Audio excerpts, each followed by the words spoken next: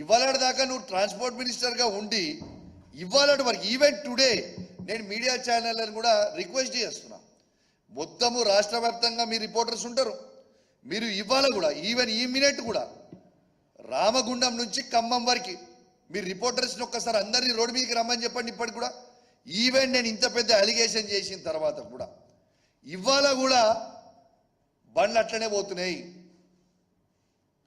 మరి పోవచ్చా బండ్లు? ఓవర్లోడ్ పోవచ్చా? దీనికి జవాబు చెప్పండి. నాకు కావాల్సింది, రోడ్లు పాడవుతున్నాయి, ఇలా ఫ్లై యాష్ కింద పడి ప్రజల ప్రాణాలు పోతున్నాయి. మరి అదెందుకు ఆపుతలేరు మీరు? సరే, మీకు ఇంట్రెస్టే లేదనుకుందాం, మీది ఏమీ లేదనుకుందాం, మరి ఏది లేకపోతే ఓవర్లోడ్ బండ్లు ఇప్పటివరకు ఎందుకు ఆపుతలేరు? Even now why are you not stopping? దీనికి నాకు జవాబు చెప్పాలి. నేను ఈ మీడియా ద్వారా పొన్నం ప్రభాకర్ గారికి నేను సవాల్ విసురుతున్నా. నాకు తెలుసు పొన్నం ప్రభాకర్ గారు మీరు తిరుపతి వెంకటేశ్వర స్వామిని బాగా నమ్ముతారని నాకు తెలుసు. నేను కూడా తిరుపతి వెంకటేశ్వర స్వామిని బాగా నమ్ముతా. అపోలోలో టీటీడీ టెంపుల్ తిరుపతి వెంకటేశ్వర స్వామిది ఉన్నది.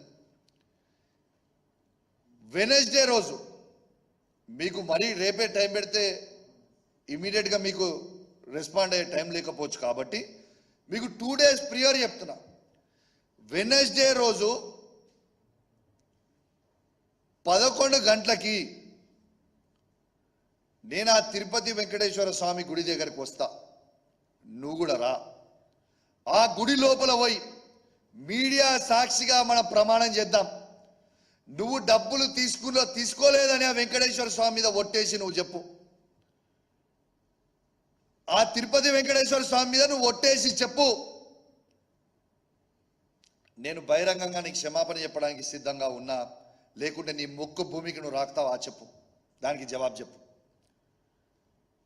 ఇప్పటికి కూడా చెప్తున్నా, నువ్వు ఆ స్కామ్లో ఉన్నావు, ఫ్లై ఆ స్కామ్ అని ఓవర్లోడ్ చేస్తున్నా. నేను చెప్తున్నా, వెనస్డే రోజు 11 గంటలకి మొత్తం మీడియాని నేనే ఆర్గనైజ్ చేస్తా. అక్కడికి మీరు రాండి, మంత్రిగా మీరు రాండి, ఎమ్మెల్యేగా నేను వస్తా.